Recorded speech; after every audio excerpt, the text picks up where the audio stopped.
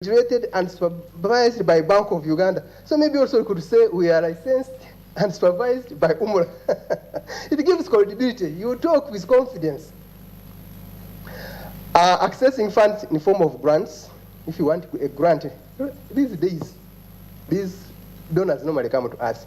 Is this Sacco license? We say no.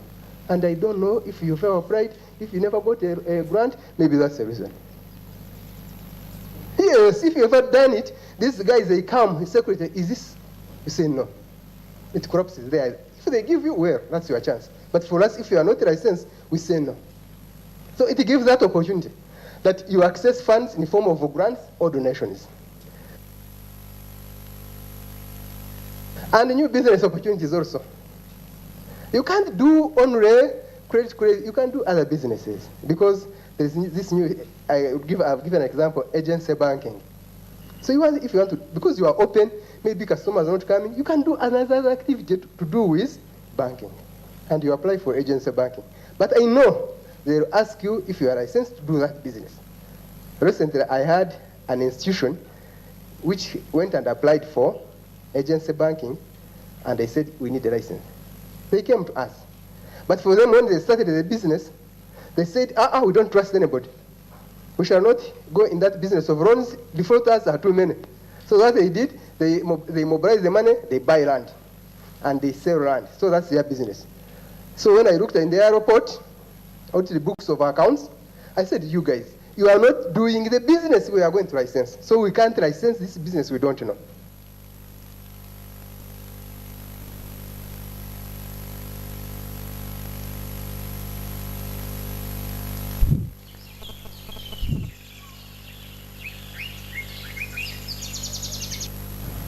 All right, and that was a rerun of the SMB Insight that we had on Friday regarding licensing of Saccos. And our topic of discussion today morning is also centered around Saccos licensing, the savings and cooperatives, the savings and cooperative groups that most of you do fall under.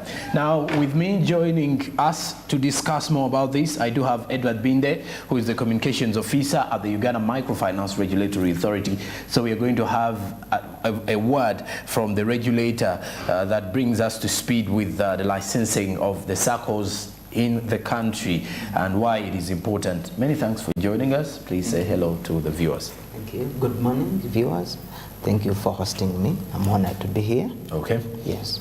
All right. Now, a brief understanding of UMRA and what does the Uganda Microfinance Regulatory Authority do so that the viewers get to understand. Well, thank you very much. UMRA, Uganda Microfinance Regulatory Authority, is a government institution established by an Act of Parliament under Section 6.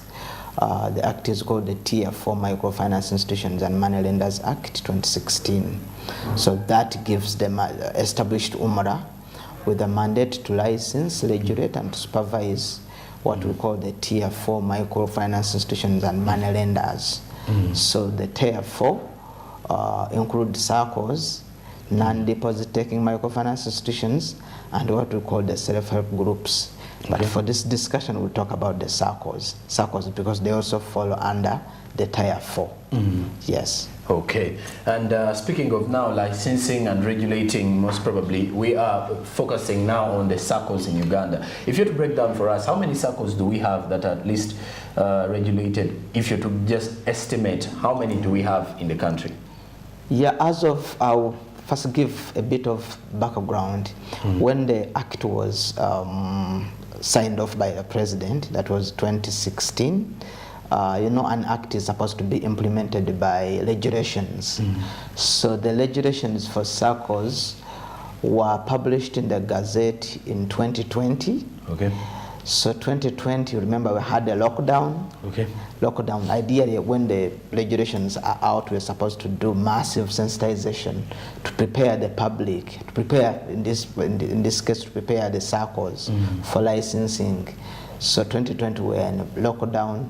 So we did not do much sensitization until 2021, when we issued the licensing guidelines, and we actually started licensing 2021. So since 2020, late 2021, then 2022. So for this year, as of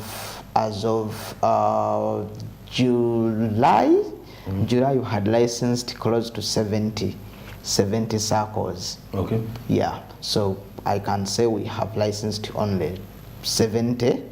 But of course the number keeps, we've received quite a number of applications for Saccos because when now the economy was opened, the authority embarked on the campaign to sensitize the public and the groups to prepare them for licensing. Okay. Yes. All right. Now, speaking of now licensing and the Saccos now, what does it take for a Sacco to get licensed? What are those key things that the regulator looks at to give a license to a Sacco? First of all, for you to call yourself a Sacco, you must have a license as per the Tier 4 Microfinance Institution Money Lenders Act. So, but before you come for a license, you're supposed to be registered under the Cooperative Act. You're supposed to be registered at the Ministry of Trade and Cooperatives. There's a register of cooperatives there. They register you. Then you get that, what we call that permanent certificate of registration. Is one of the key requirements. So if you don't have a permanent certificate of registration, which is issued by the Directorate by the Ministry of Trade and Cooperatives, then you cannot come for licensing.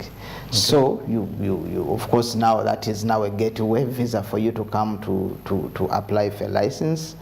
Then of course you have to present a copy of the members. We need to know the members. Okay. We need to look at the financial soundness. How are you? Because in a Sacco, there's what we call voluntary savings. This is the member savings. Then we also have what we call institutional capital. Okay. Say this is Smart FM. Smart 2040. We do also have Smart FM. Yeah, I know. So there are those assets that belong to Smart FM. Set to Smart 24 or to a Sacco. In this case, there's that capital, institutional capital, the money that no one has claim over. So if you are a member of a Sacco and you want to go, you are tired of being a member, you want to go, you cannot withdraw it because it belongs to a Sacco. That's what we call the institutional capital. We look at the institutional capital, how much money is there, then the voluntary savings, that is now my money, the money I save with the Sacco, and of course the resolutions. Do you conduct annual general meetings? You know, every year you must have an annual. You invite members to have that meeting to make some decisions for the Sacco. Say you were extending loans to members at a certain at a certain interest, and you have realized over time that this interest is too much. So you're supposed to call members to come and then discuss the affordable interest rate. So those resolutions are very key when we are looking at a Sacco when they come to Umra for licensing. So those minutes have to be there. Okay. Those are some of the basic requirements that we look at. And now let's also look at the need for Saccos to register for licenses. Why is it supposed to be that way? It's, first of all, thank you very much for that question. Okay. It is a legal requirement. For you to, if you are to be called a Sacco, you must have a license from no one else but Uganda Microfinance Regulatory Authority. Okay. So it's a legal requirement. Section 36 of the Tier 4 Microfinance Institutions and Money Lenders Act 2016 mandates a group or a Sacco to have a license from Umra. So it's a legal requirement. There's no doubt that because now you're going to be managing people's savings. The government wants to make sure that the people managing the business that is managing people's savings is legal. Remember, you're supposed to you know the act. this Act, the Tier 4, has what we call a Saccos Savings Protection Fund. Saccos Savings Protection Fund. This is a fund. This is more or less like the Deposit Protection Fund. Currently, UMRA has finalized preparations to put that in place. The purpose of that fund is that when people's money is misappropriated by maybe the bosses, we have had public outcry from different parts of the country where people have lost money to the Sacco management.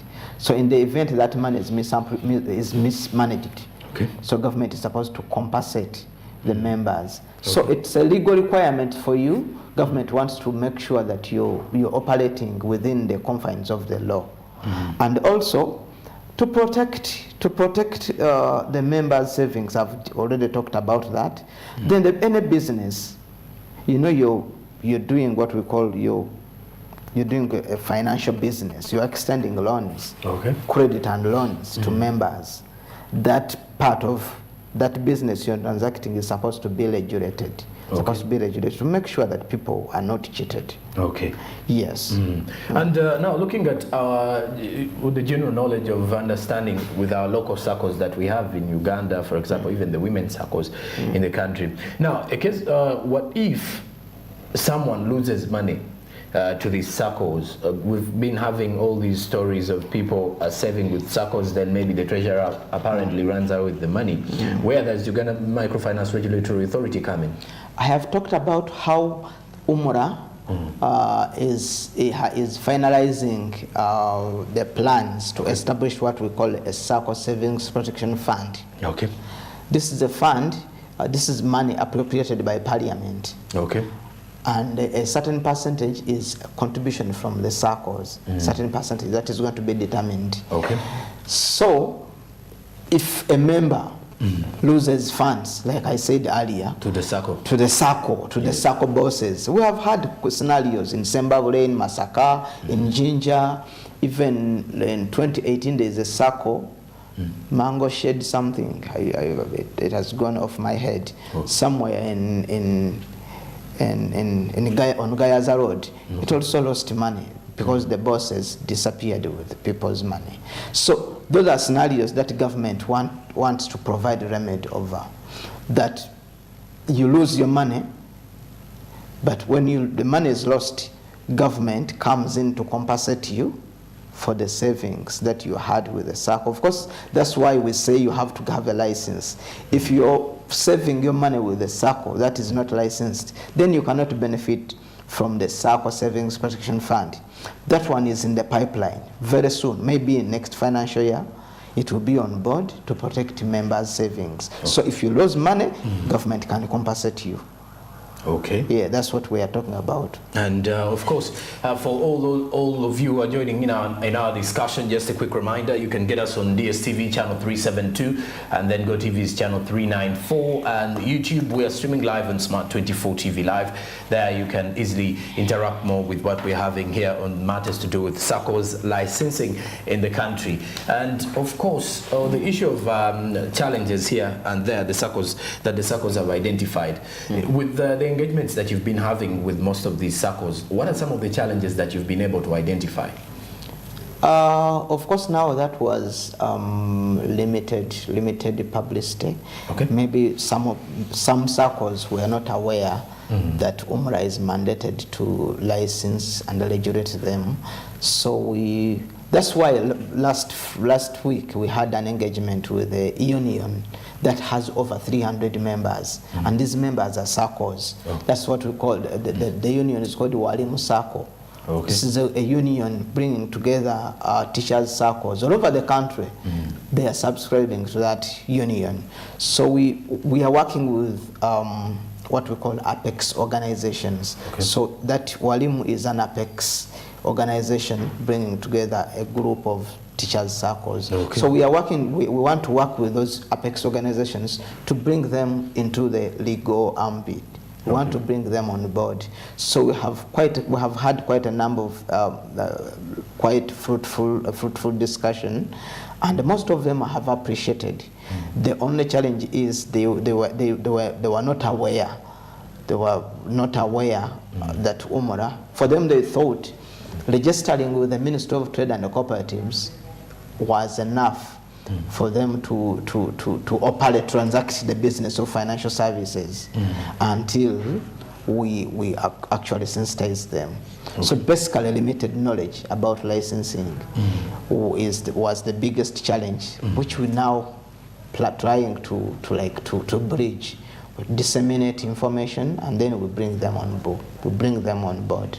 Okay, yeah. And I do hope that will as well happen. Now, looking at the countrywide situation of the Saccos, in the current situation of economic crisis and all that, are people still comfortable with saving in Saccos lately, or they've decided to look for other options? Of course, quite a big number. For example, I'll give an example of Western Uganda. Okay. Western Uganda has a number of Saccos, and most of them are trusting their money with the Saccos.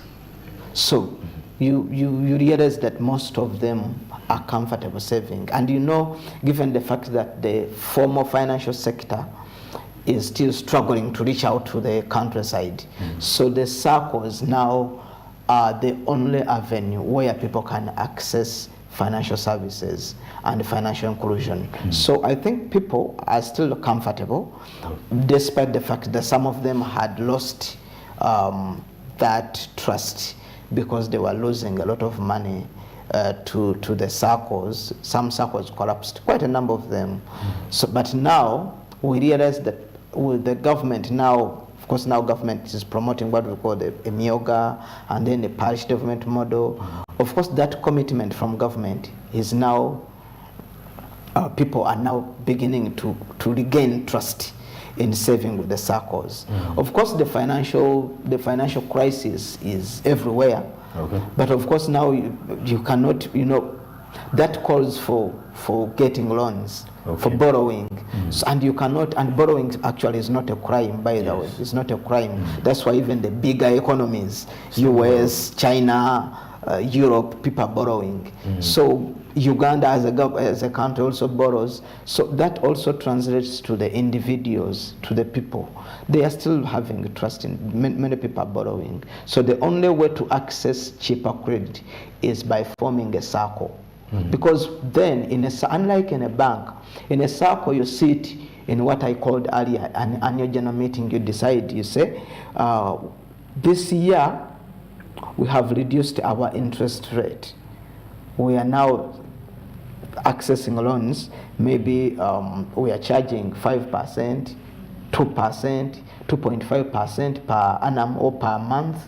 So you see that Saccos are the biggest avenues where people can get so cheaper credit to boost their businesses. Okay. Yes. And of course, when you look at that, for the Saccos in Uganda that are in there, just a quick reminder that you need to get your regulations and that license from the Uganda Microfinance Regulatory Authority for you to execute your duties so well and to create awareness of your availability in different regions to your members, so that your members can safely understand that with you, they are saving their money and they will use that money better for future use. Now, on the issue of licensing, I would wish to understand something as well. Do you have a limit of the members that are supposed to belong to a Sacco? No, there's no limit. Okay. But now the minimum, you shouldn't be less than 35. So you have a minimum range. We have the minimum range, but the maximum, we don't have the maximum. Remember, the bigger the membership, yes, the bigger the voluntary savings. Okay. And the more finance access to, the more finances we will have. Most of the Saccos, the biggest challenge is liquidity shortages. Okay. People have to, the members want to borrow, but the money is not enough. So the more members you have, the more money the more savings you attract. So that means you will have, members will have access. The Sacco will have liquidity to give to save to lend to members.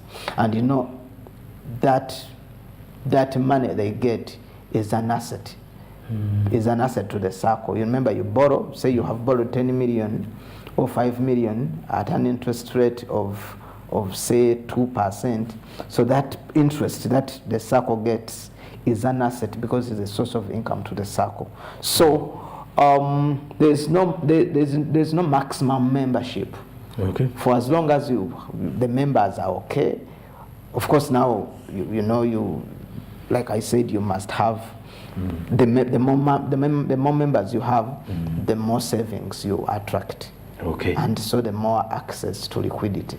Okay. Yes. And in there is that a minimum for a Sacco should be 35 members, and then definitely the maximum is unlimited. Is unlimited. Yeah. That's unlimited to you as an individual who's starting up a Sacco, or to a Sacco that is already established. So you get to realize as you pick that license, the minimum number that you should be having is 35 members. So that means you're supposed to have over 35 members in your Sacco to be regulated and licensed. Majorly the issue of licenses. Well, we are definitely still here with our topic of discussion regarding Saccos licensing in Uganda, and taking a look at how best can Saccos get these licenses and why should they be licensed in that way. After the break, we return with more of the discussions regarding licensing, so stick around with me. It's still your daily Kickstarter here on Smart 24 TV. This is SMB. Good morning.